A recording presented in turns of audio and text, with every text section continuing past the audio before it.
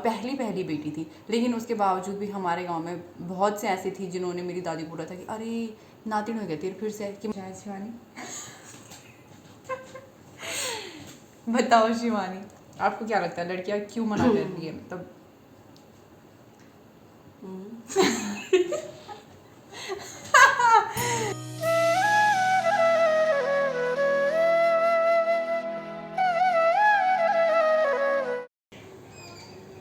Hi everyone, Radhe Radhe आप सभी को। मैं उम्मीद करती हूँ कि आप सभी स्वस्थ होंगे और हम भी एकदम से बढ़िया हैं। आज मेरे ब्लॉग की स्टार्टिंग जो है दिन के समय से हो रही है और आज मैं इस समय मतलब इस गेटअप में इसलिए शूट कर रही हूँ क्योंकि मैंने कुछ वीडियोस वगैरह शूट की, इंस्टाग्राम के लिए कुछ शॉर्ट्स वगैरह बनाए और मुझे बड़ा अच्छा लग रहा है। आज मैं पता मैं कितने दिनों बाद मतलब ऐसे तैयार हुई हूँ प्रॉपर लाइनर वाइनर लगा के, तो मुझे बड़ा अच्छा लग रहा है खुद को देख के। तो मैंने सोचा कि वीडियो भी स्टार्ट कर लेते हैं। बाकी वीडियो वगैरह अभी बन चुकी हैं और शायद आप लोगों को कल देखने को मिले। शिवानी बेचारी की तो तबीयत ख़राब हो रही थी तो वो यहाँ पे बैठ रखी है।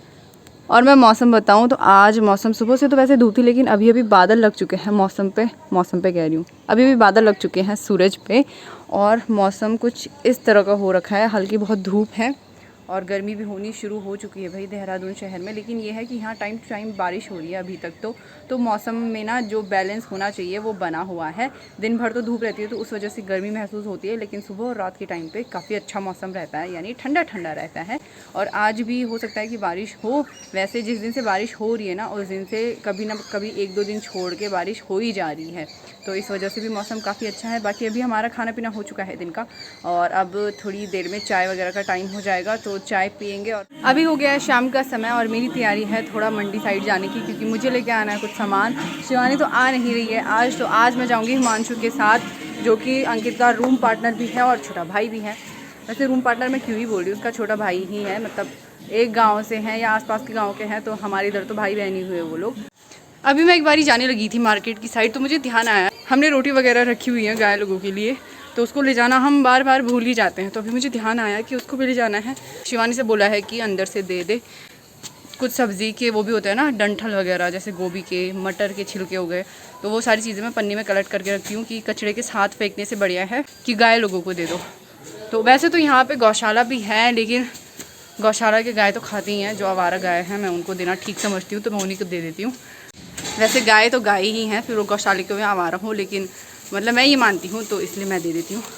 बहुत सारे इकट्ठा हो रखा है तो इस थैले में पहले मैं इसी को लेके जाऊँगी। अभी मैं चलने लगी हूँ मार्केट की तरफ।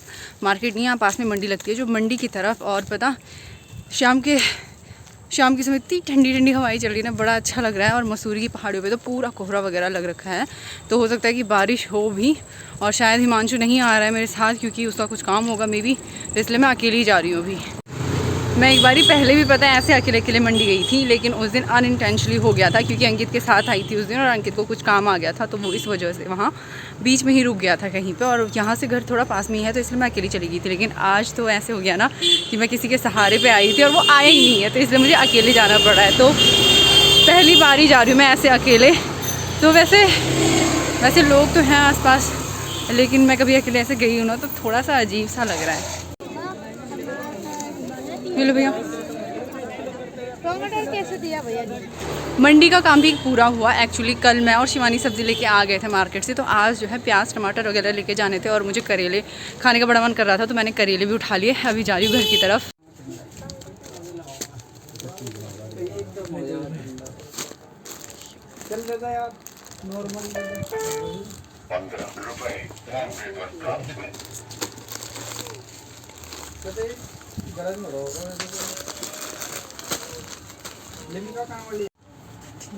अब ये सारा कुछ कर दूँ।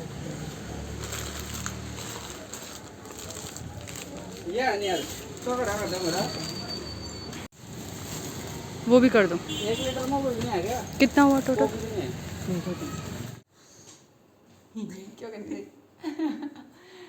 अभी मैं मार्केट से आ चुकी हूँ और मुझे एक टॉपिक पे स्पेसिफिक वीडियो बनानी थी। वैसे तो टॉपिक तो क्या, मतलब मुझसे काफ़ी पूछते हैं लोग ये चीज़ के बारे में, लड़कों के लिए लड़की क्यों नहीं मिल रही है, क्यों लोग मना कर रहे हैं शादी के लिए गाँव में, है ना।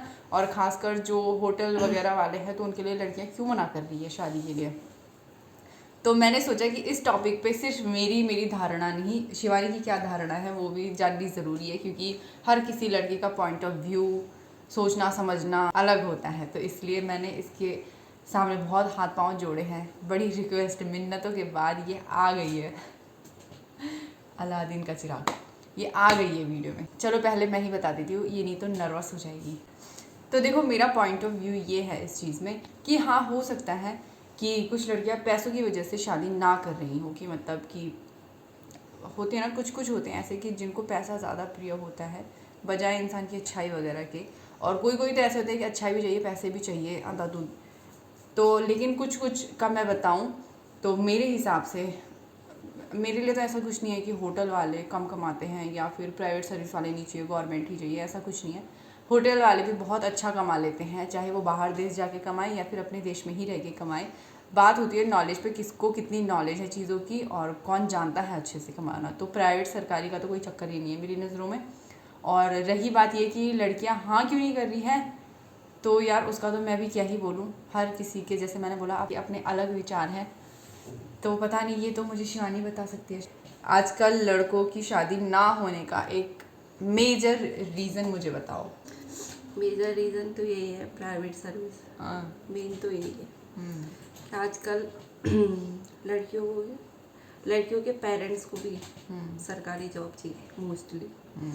मतलब बहुत कम पेरेंट्स होंगे कि प्राइवेट जॉब वाले लड़के से शादी करा देते, लेकिन पेरेंट्स भी यही चाहते हैं कि लड़की अच्छे घर हो, सरकारी हो, मकान हो।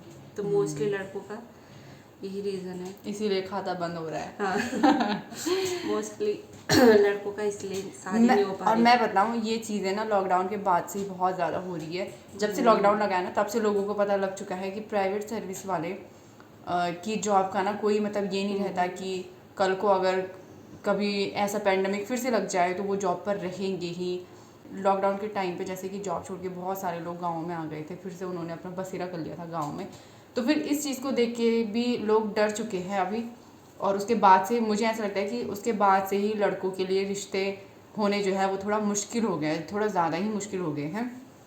और दूसरी चीज़ मैं बताऊं जो मेरी नज़रों में मेजर है, तो वो ये है कि जब हम पैदा हुए थे ना हमारे समय पे, तो आज से मतलब 23-24 साल पहले, उस टाइम पर ना लड़कियां होती थी। इवन अब थोड़ा ये चीज़ कम हो गई है कि लड़कियों के होने में लोग इतना दुखी नहीं होते। नहीं तो हमारे टाइम पे ऐसे था कि जब मैं भी हुई थी, इवन मैं अपने मम्मी पापा जी की इकलौती बेटी थी और पहली बेटी थी, लेकिन उसके बावजूद भी हमारे गांव में बहुत से ऐसे थी जिन्होंने मेरी दादी को बोला था कि अरे नातिन हो गया तेरी फिर से, कि मतलब तेरी फिर से पोती हो गई। क्योंकि मेरे से पहले 3 बहनें मेरी और हैं जो कि मेरी ताऊ जी की हैं भले ही, लेकिन मेरी दादी को ऐसे बोला कि मतलब कि अरे तेरी तो नातिन हो गई फिर से, कि मतलब उनको आस ये थी कि शायद पोता होगा। तो उस टाइम पे लोग लड़कियों का होना अच्छा नहीं मानते थे। उनको होता था कि लड़के होने चाहिए, लड़के जो कि कुल को आगे बढ़ाए, कल को नौकरी वगैरह करे तो पैसे कमाए अच्छे से, बाहर जाए, हम भी उनके पीछे, है ना, बाहर जाने का वो होता है कि हाँ चलो लड़कों के साथ हम भी जाएंगे। तो उस टाइम पे ये करके और फिर बहुत सारे इसी चक्कर में लोग लड़कियों को होने भी नहीं देते थे, लड़के की चाह में ही। और अब जब लड़कियों की शादी की बारी आई, लड़कों की शादी की बारी आई, तो अब फिर लड़कियां मिल ही नहीं रही हैं। कहाँ से मिलेंगी? लड़कियों की तादाद फिर उस हिसाब से उतनी ज़्यादा है नहीं गढ़वाल में। ज़्यादातर जितनी कि लड़कों की तादाद है उस हिसाब से लड़कियों की तादाद गढ़वाल में थोड़ी कम है। तो फिर इस वजह से लड़कियां नहीं मिल रही है लड़कों के लिए। दूसरी चीज़ ये है कि अब पेरेंट्स भी समझदार हो चुके हैं और लड़कियां भी समझदार हो चुकी हैं। अपने लिए हर कोई अच्छा ही चाहता है, कोई नहीं चाहता अपने लिए बुरा, कम हो, बुरा हो या फिर कोई ऐसी परिस्थितियां हो। खुद से कोई अपने आप को ऐसी परिस्थिति में नहीं डालना चाहेगा जहाँ उसको सफ़र करना पड़े। हाँ, वो लव मैरिज में ये चीज़ें हो जाती है कि हाँ लड़कियां मान जाती हैं। उसके अलावा तो अरेंज मैरिज में तो घर वाले बहुत मुश्किल ही है कि ये चीज़ के लिए मानेंगे। तो मेरे हिसाब से तो मेरा ये पॉइंट ऑफ व्यू है। अब इस चीज़ में कोई बुरा ना माने, आपको अपनी राय रखनी है तो आप भी अपनी राय रख सकते हैं। बाकी शिवानी कुछ और चीज़ बोलनी है आपको? मेरी वीडियो में आके कैसा लगा? अच्छा लगा, थोड़ा सा हमारी हाँ वो तो लग ही रहा है।